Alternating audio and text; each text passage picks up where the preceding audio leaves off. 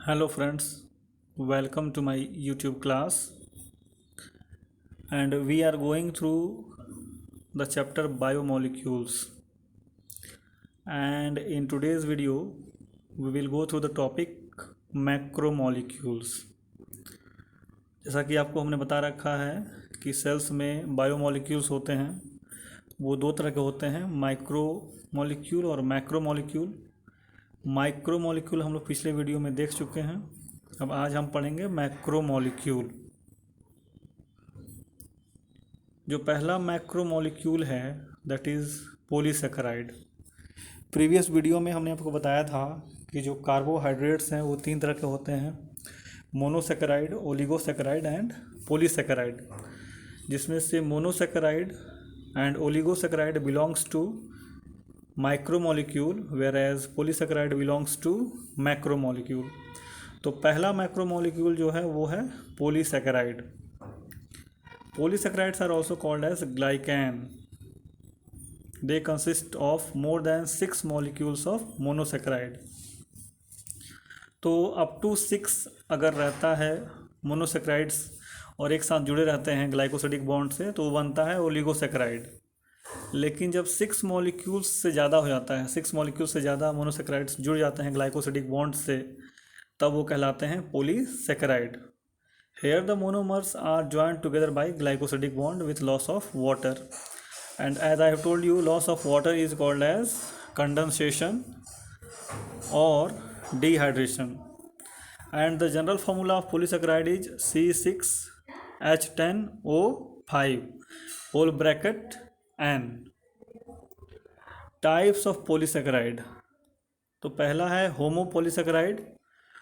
तो नाम से ही क्लियर है, होमो मीन्स सेम, तो it is composed of same type of monosaccharide units. Single type of monosaccharides unit जुड़ेंगे तो बनेगा होमोपोलीसेकेराइड। एग्जाम्पल ग्लाइकोजन है, स्टार्च है और सेलुलोज है। Now next is heteropolysaccharide. These are composed of more than one type of monosaccharide unit, और example है chitin, heparin और अगर अगर।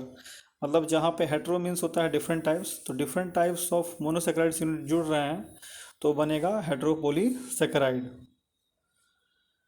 दूसरा मैक्रोमोलिक्यूल सेल में मिलता है वो है प्रोटीन। तो it is composed of carbon, hydrogen, oxygen, nitrogen and sulphur. जो प्रोटीन है वो कार्बन, हाइड्रोजन, ऑक्सीजन, नाइट्रोजन और सल्फर से बना हुआ होता है। The proteins are linear and branched polymer amino acids. Protein किससे बनते हैं? अमीनो एसिड से। अमीनो एसिड्स आपस में जुड़ते हैं और लीनियर और ब्रांच चेन बनाते हैं, तब जाके प्रोटीन बनता है। The amino acid units are linked up by peptide bond. तो ये जो अमीनो एसिड्स हैं आपस में जुड़ेंगे कैसे? Through peptide bond, and this bond is developed between amino and carboxyl group of successive amino acid. मतलब कि दो अमीनो एसिड्स अगर जुड़ रहे हैं तो दोनों के बीच एक अमीनो एसिड्स का अमीनो ग्रुप और दूसरे अमीनो एसिड का कार्बोक्सिल ग्रुप जुड़ेगा तो वो बनेगा पेप्टाइड बॉन्ड, और इस तरह से जुड़ जुड़ के वो बन जाएंगे protein. Now types of protein on the basis of structure. तो पहला है प्राइमरी स्ट्रक्चर। प्राइमरी स्ट्रक्चर होता है जब अमीनो एसिड्स लीनियर सीक्वेंस में जुड़े हों, और इसको हम लोग बोलते हैं 1 डिग्री प्रोटीन, और एग्जाम्पल है मायोग्लोबिन। दूसरा है सेकेंडरी स्ट्रक्चर। सेकेंडरी स्ट्रक्चर का प्रोटीन क्या होता है? जब अमीनो एसिड्स का जो चेन है वो स्पाइरल स्ट्रक्चर शो करे। स्पाइरल स्ट्रक्चर शो करेगा तो कहेंगे सेकेंडरी स्ट्रक्चर प्रोटीन, या इसको कहते हैं 2 डिग्री प्रोटीन। एग्जाम्पल है क्रेटीन प्रोटीन जो हमारे हेयर्स में होता है। तीसरा है tertiary structure. The long protein chain is also called coiled upon itself. जो लंबे लंबे प्रोटीन के चेन होते हैं वो अपने आप अपने ही ऊपर कॉइल्ड हो जाते हैं, तो इसको बोलते हैं हम लोग टर्सरी स्ट्रक्चर या 3 डिग्री स्ट्रक्चर ऑफ प्रोटीन, और ये मिलता है एग एल्ब्यूमिन में। चौथा है क्वाटरनरी स्ट्रक्चर। तो क्वाटरनरी स्ट्रक्चर में क्या होता है? Certain protein consist of bundle of more then 2 types of polypeptide chain. जब 2 या 2 से अधिक पॉलीपेप्टाइड चेन्स आपस में बंडल बना लें और एक दूसरे में उलझ जाएं तो ऐसे स्ट्रक्चर को हम लोग बोलते हैं क्वाटरनरी स्ट्रक्चर। तो यहाँ पर प्राइमरी स्ट्रक्चर, सेकेंडरी स्ट्रक्चर या टर्सरी स्ट्रक्चर तीनों आपस में उलझे हुए रहते हैं, तो that is called as quaternary structure. And example is haemoglobin. Types of protein on the basis of shape of the molecules.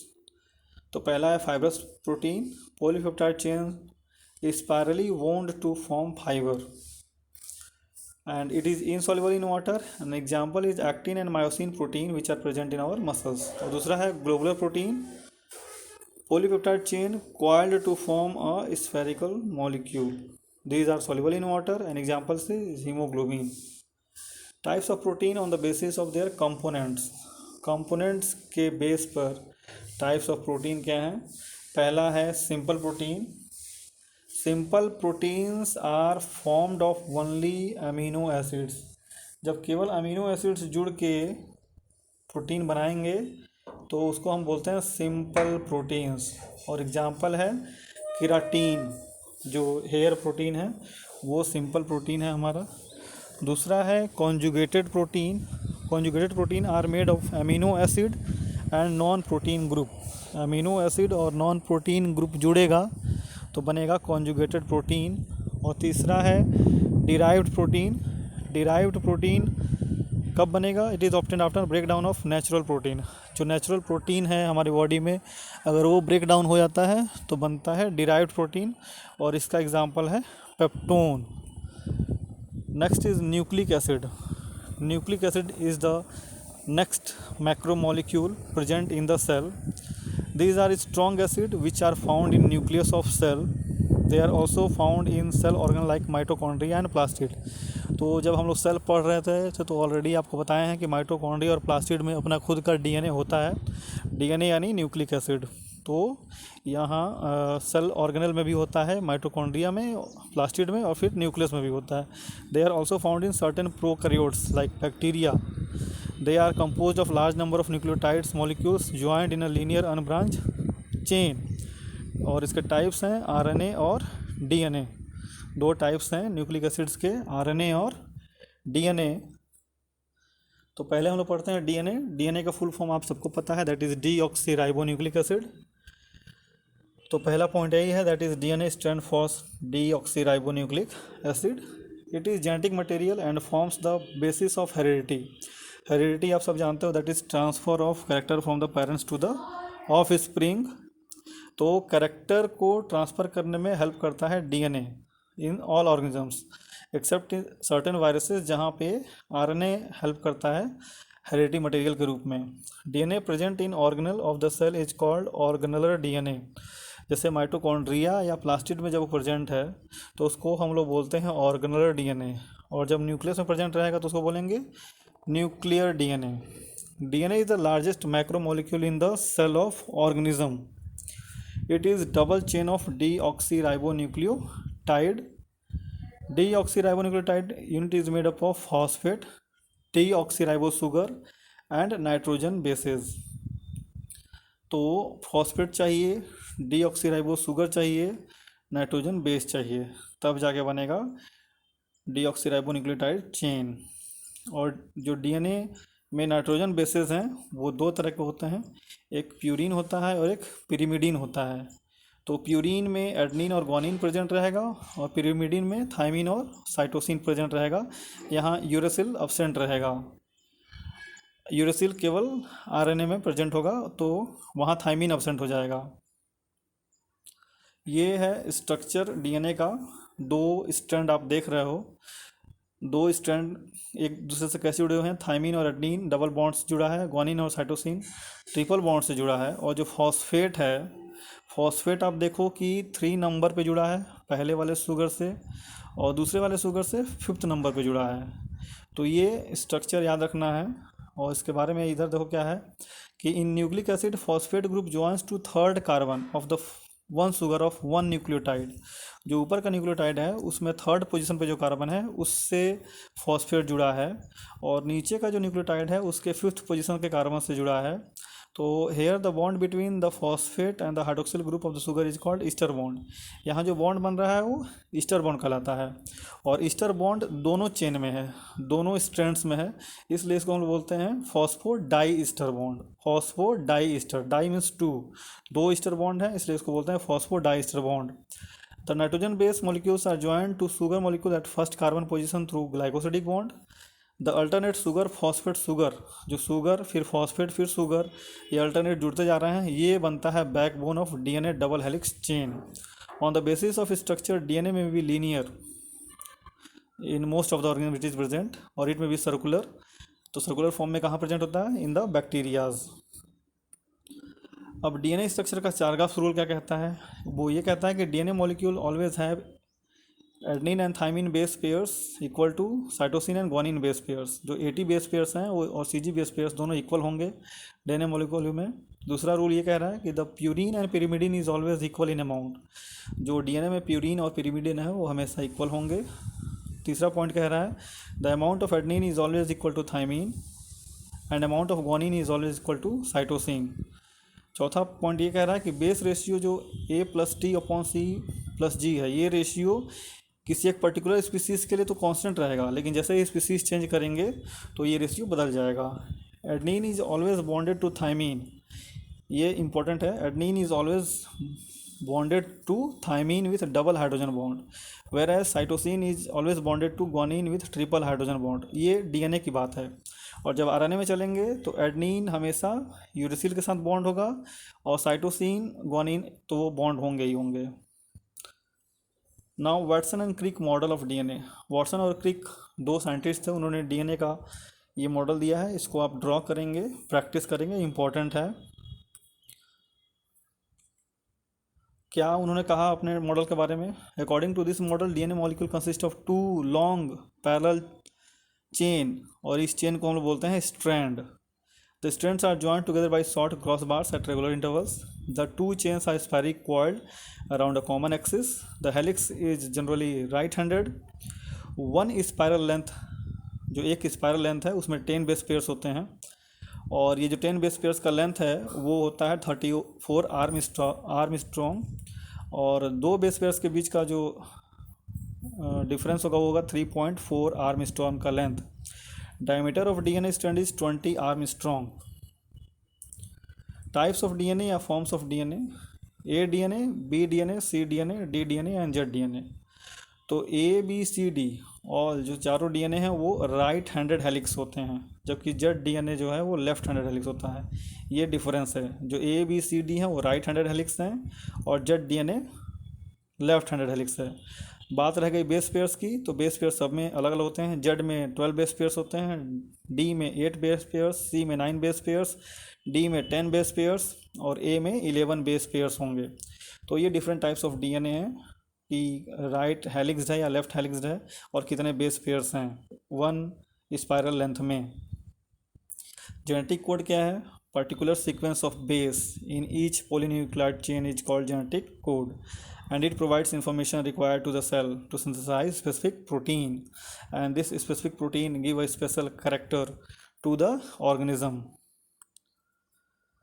Sense and missense DNA chain, तो that is genetic information for protein synthesis on the, दो chain होते हैं, यहाँ पे ठीक से print नहीं हुआ है।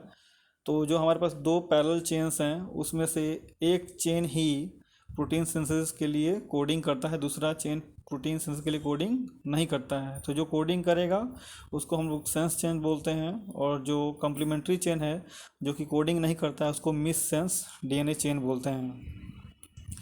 Non coding DNA: greater part of DNA in eukaryotic cell does not code for RNA and this extra part of DNA is called as non coding DNA.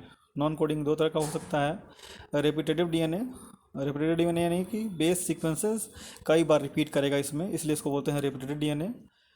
Certain repetitive DNA sequence are not found at fix site of DNA strand, they change their location, और ऐसे को हम लोग बोलते हैं jumping genes, और jumping genes evolution में बहुत इंपॉर्टेंस रखते हैं। सेटेलाइट डीएनए क्या है? The part of DNA having long stretches of repetitive base pairs, ऐसे डीएनए जिसमें कि ढेर सारे रिपीटेटिव बेस पेयर्स हों उसको बोलते हैं सेटेलाइट डीएनए। अगर रिपीटेटिव बेस पेयर्स 1 से 6 हैं तो उसको बोलते हैं माइक्रो सैटेलाइट्स। 6 से ज़्यादा हैं और 6 से ज़्यादा लगभग 60 तक रहते हैं, 60 तक रहते हैं, तो उसको बोलते हैं मिनी सैटेलाइट। और मिनी सैटेलाइट हर एक स्पेसिफिक इंडिविजुअल के लिए स्पेसिफिक होता है, अलग अलग इंडिविजुअल में ये अलग अलग पाया जाता है। इसीलिए मिनी सैटेलाइट को डीएनए फिंगर प्रिंटिंग्स में यूज़ करते हैं हम लोग। जब भी डीएनए फिंगर प्रिंटिंग या डीएनए मैचिंग किया जाता है तो वहाँ पे क्या यूज़ होता है, वहाँ मिनी सैटेलाइट्स के स्ट्रक्चर को ही यूज़ किया जाता है। और माइक्रो सैटेलाइट हो या मिनी सैटेलाइट हो, दोनों डिस्कवर किए थे जेफरी ने। एक होता है पैलिंड्रोमिक डीएनए। पैलिंड्रोमिक डीएनए का मतलब होता है कि जैसा आपको बताया कि डीएनए में 2 चेन होते हैं, 2 स्ट्रैंड होते हैं, दोनों स्ट्रैंड एंटी पैरेलल होते हैं एक दूसरे के। एक रन करता है 5 to 3 एंड और दूसरा रन करता है 3 to 5th एंड। तो जब दोनों एंटी पैरेलल एंड्स को हम रीड करेंगे और बिल्कुल उल्टा सीक्वेंस होगा दोनों स्ट्रैंड पे, जैसे आप देखो स्ट्रक्चर 5th एंड पे सी है तो नीचे वाले के 5th स्ट्रैंड पे सी है।